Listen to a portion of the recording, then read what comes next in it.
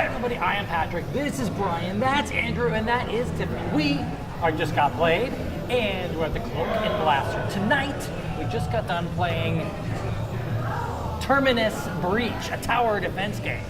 Join us at the Cloak and Blaster for Terminus Breach. Are you ready? Keep rolling, rolling, rolling, rolling, rolling. Keep rolling, rolling, rolling, rolling. Keep rolling, rolling, rolling, rolling. Now I know y'all be loving this game right here. People in the house. Brian Fiore, please tell us about Terminus Breach. Sure. Terminus Breach is a tower defense game set in a fantasy realm. It's a 1 to 3 player co-op style, and it takes about 60 minutes to play. Maybe per player, because it is 1 to 3 players. 1 to 3 players. It's about 60 to 180 minutes is what he said to me. I think once it gets rolling, it starts to roll pretty quickly. All right, so, that's fair. The game actually takes place over 5 different battle rounds, and during each one of those rounds, there are 3 waves of creatures. If you ever played a tower defense game, you basically have waves of monsters that are running from one end of the board to the other, and each player's building their towers, setting them up and upgrading them and using them to destroy and attack the monsters. And every time you kill a monster, you're going to get gold, which you can then upgrade more towers and buy more towers and all special abilities and all that kind of stuff. So that takes place over a total of 5 different battles, 3 phases per battle. There are 2 game-ending conditions, one of which is if you survive all 5 battles rounds, then all the players win together. However, whichever player acquires the most victory points for basically getting the most number of kills and a couple of other ways to get victory points, they're going to be the best of the winners. Okay. The other way is if enough of the enemies get from point A to point B across the map, and each one of them has a threat value on them. If that threat value ever reaches a total of 10, then all the allies lose, and where everyone basically dies, and that's the end of the game. So, there are 3 different races in the game. There are the elves, which are really good at range type of towers. There are humans, which they can clear extra spots on the land, and they also get multiple attacks. And there are the dwarves, which can build on top of the mountains, and they also do a lot of extra damage. Basically, during the normal phase, what's going to happen, you're going to roll the dice. There's a little bit of setup first, where you there's a couple of in the rulebook. There's like I think 3 different starting maps, and that can be expanded. And then the players are basically taking their turns, spending money building towers and upgrading them as you go. So there's a little bit of setup or customization when that happens.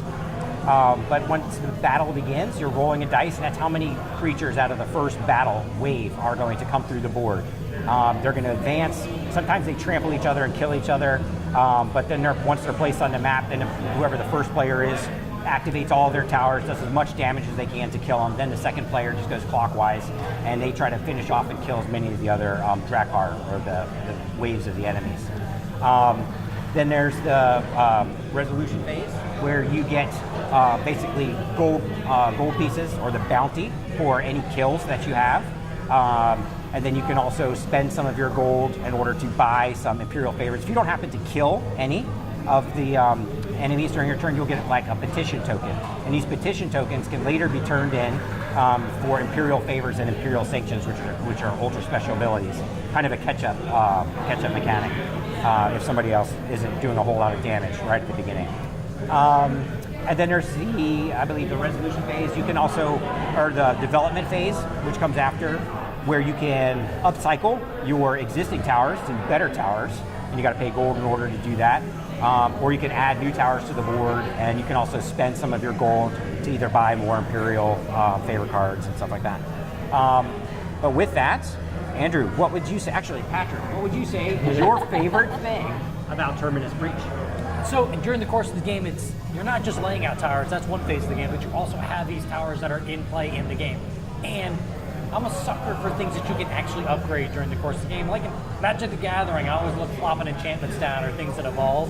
So it allows you to grow. Now, I know that's a normal part of a lot of tower defense games, but it is a very cool thing for me. The actual growth of your tower, you spending more money during your turn, planning things out, being able to get something at the very beginning of the maze or beginning of the map. That's really, really powerful. That's the thing that I like the most about Terminus Breach.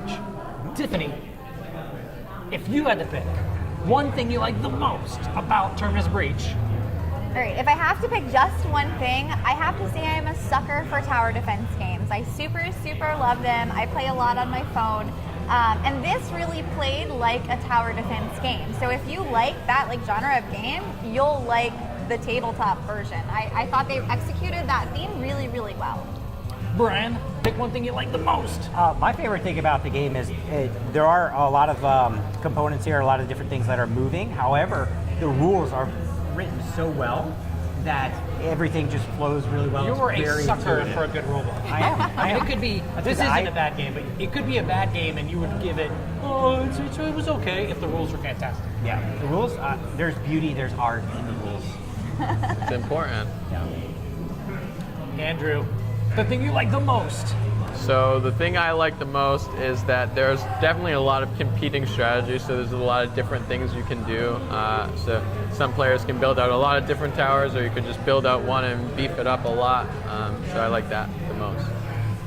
And Brian, if you had to pick the thing you liked the least.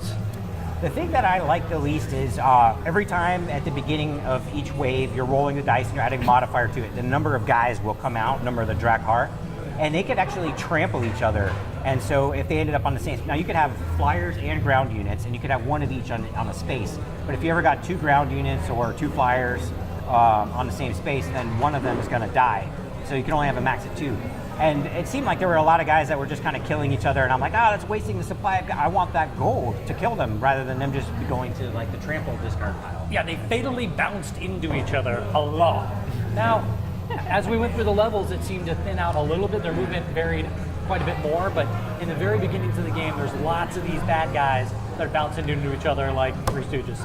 And I have a little intuition of a feeling that potentially maybe expansions down the road, if it's true to tower defense games, they're gonna maybe tweak that a little bit and add splash damage and allow more characters to be like in the same spaces. And then you can start to like do, explosion damage or splash damage is what they usually call it, where you can damage multiple units in the same space. Hopefully, keeping my fingers crossed because I really like splash damage. But Andrew, the thing you like the most about Terminus Breach? Me the thing you like the least. Least. Oh, yeah. You Yeah. already said the thing you like. Well, you want us to be very positive here, so good game. All right. So the thing I like the least, I like co-op games, so I would have preferred if the game went either fully competitive or full co-op, not sort of in between, because you're working together only in that you don't want the game to end and everyone to lose, but other than that, you're kind of competing against each other, so you want to destroy their towers. I think it would be kind of cool if you had to help beef up different towers and work together more. I definitely feel you on that. Tiffany, you have to pick out one thing that you like the least. You have to pick out something you like the least. Well, I really like this game, but I'd say, and this is just purely me, there's so many cards and components and tokens, and it really takes up a lot of the table, but worse for me is it's all spread out and it's just kind of messy, and it's a little cumbersome with all of the different stuff. So my OCD was having a hard time with everything just all over the place. In fact, I already started cleaning up because I was once we finished, I was like, okay, gotta get this under control. So that was my only, complaint about the game. Lots and lots of nibbly bits. It's got tons and tons of tokens, so I imagine this game, we don't know what the price is going to be yet, but as of right now, I see many, many chits, I see many, many chits that go into play during the course of the game. So, Although, ironically, or as you could play the little pun game, it has a lot of real estate. All this land here, it takes up a lot of space with it. it does. It indeed does. And if there's something I had to pick that I like the least, it would be, it is a little bit long for a game that is fairly light and fun in texture. So I would like to see this game play a little bit faster. We've only done a playthrough and a little bit extra, so I'm not 100% sure that that'll get faster and faster and faster as we play, but for a 3-player game for 180 minutes, what they're estimating, it seems like it might go a little bit longer than that. Do you think it might go? I think it would go short. I mean, after reading the rules, it's like I've got the phases in my head. I know what I'm doing. It's just going to be faster and faster every turn because you know what you're doing. The phases. But even after 180 minutes, I would like to see the game play just a little bit faster. But what do I know? This is my opinion. Anyway, I am Patrick. This is Brian. That is Tiffany. That is Andrew. We are Just Got Played. Thank you very, very much for watching at the Clothing Blast. Terminus breach. I'm gonna breach something on here in a second. Badmouth my thing I don't like. You didn't step in when I said I like something. I'm gonna drink your tea. Oh. Ah. Teabagger. I'm breaching something on here.